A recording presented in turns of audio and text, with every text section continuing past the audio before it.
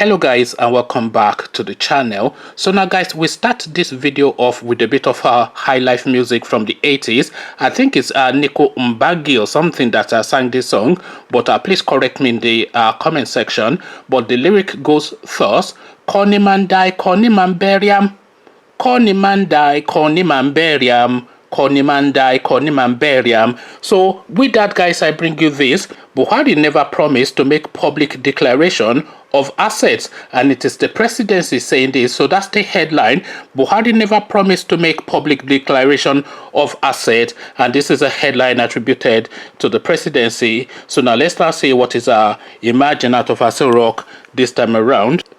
The presidency has vehemently refuted claims that President Muhammadu Buhari, at any time during his electioneering campaigns in 2015 and 2019, promised to make a public declaration of his personal assets.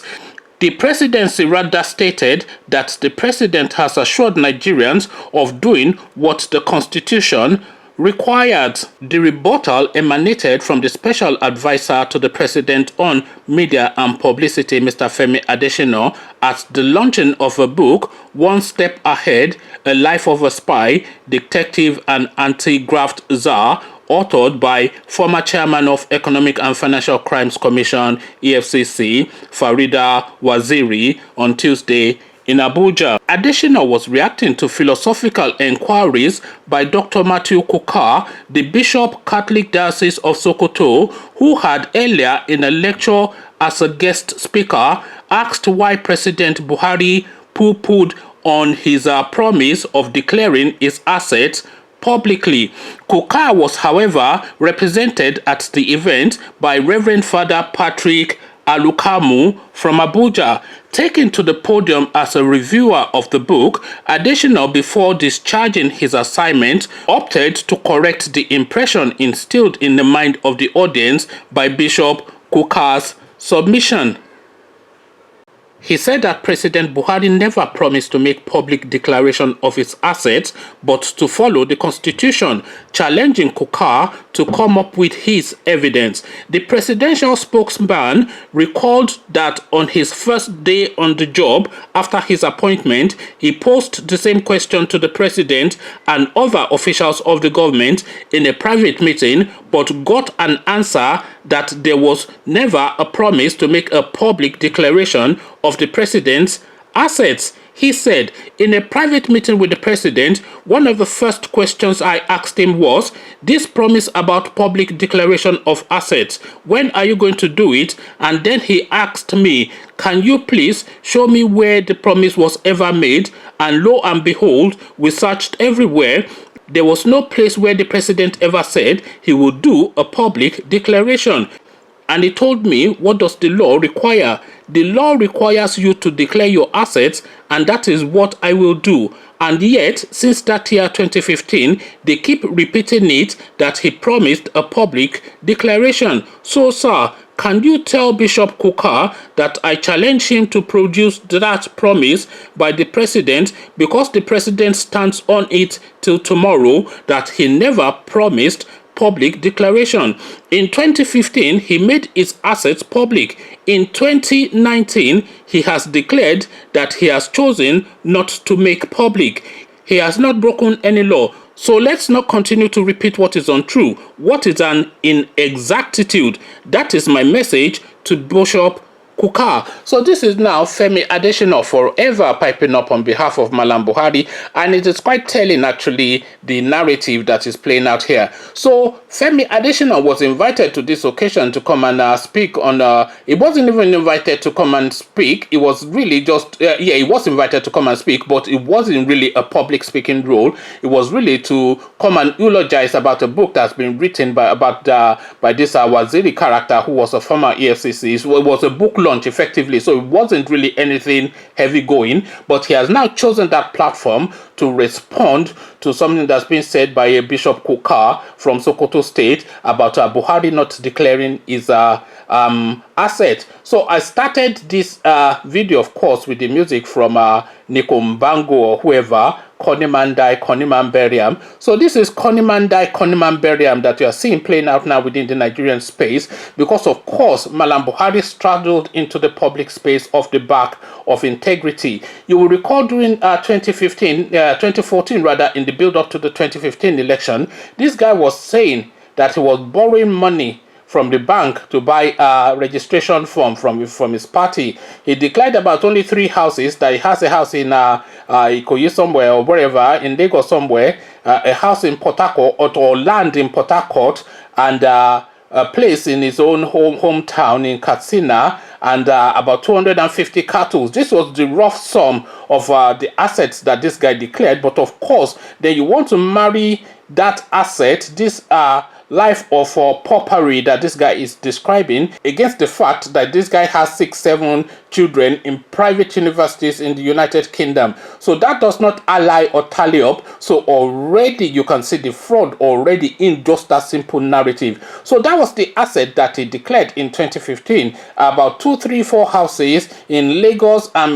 parcels of land in Port Harcourt, etc. Perhaps a property in Abuja, I can't recall, but in Katsina as well. And he declared about 250 heads of cattle. This was the rough summary of what this guy declared as his assets at that time. So now, come 2019, now this guy has now refused to publicly declare his assets. So what growth now has there been in his assets, which he declared in 2015 before he became the president of the country, to 2019 after he has served 4 years? It remains now a mystery. And what has happened in that time period? What emboldened him in 2015 to give us a list of what he had, but then has suddenly turned into some sort of shyness for him now in 2019 to now prevent him from letting us know what he has? What has happened, of course, in that transient period is that this guy has been the president of the wealthiest country in Africa for 4 years. So of course the value of his wealth has changed, but then what changes has there been? The changes, of course, are to the degree you then have to guesstimate that probably are too alarming for the Nigerian eyes or the Nigerian ears. So now this guy, he has not declared any assets now, but of course when he's leaving office he has to declare assets, because the assets that he declared in the public records in 2015 has to marry up with whatever he declares when he's leaving in 2023. That is if he does leave in 2023, which is a separate matter which a lot of people are still putting a question mark on, because of course we know the narrative of this guy. He said he was only going to serve 1 term, is now in his 2nd term now. He said it was for everybody, is now completely for his Fulani people, and we all see the narrative. So this is not a man that you can take by his words. So now the guy has now refused now to publicly declare his assets in 2015, and is now sending Femi Adesina to go and write front guard against this popular public request of a public declaration of his assets. Because what is he hiding if he's not willing to declare his assets? Nobody is going to go to his house and rob it. We want to know what you own as the Nigerian president. This is what we want to know, so that we want to be reassured then that you are not dipping your hands into the country's coffers. This is what we want to know as Nigerians, and this is what we're insisting on. But then Femi Adesina can come and pontificate and bloviate all he likes with the constitution or not constitution. I don't know when Femi Adesina became a lawyer, but then of course whatever the constitution says, the constitution is one thing, but the overriding thing that abides and supersedes is public opinion. And public opinion demands that this guy lets us know how much exactly he has made in the 4 years that he has been in office.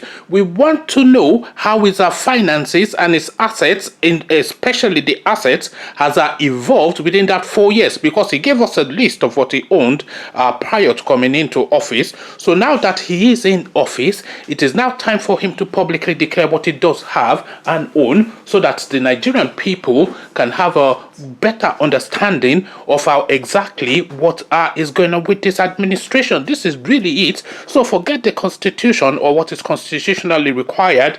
Yes, we have to abide by the law, but it is really the court of public opinion that has preeminence in this particular matter. So all this one of hiding behind the constitution after having been in office for 4 odd years, and suddenly you are now shying away from letting people know what you own. We want to know how much that those cows have improved, how many cows were born in the 4 years that that you've been in office, so that your stock has risen, etc. We want to know what exactly your asset is, having been the president of the country for 4 years.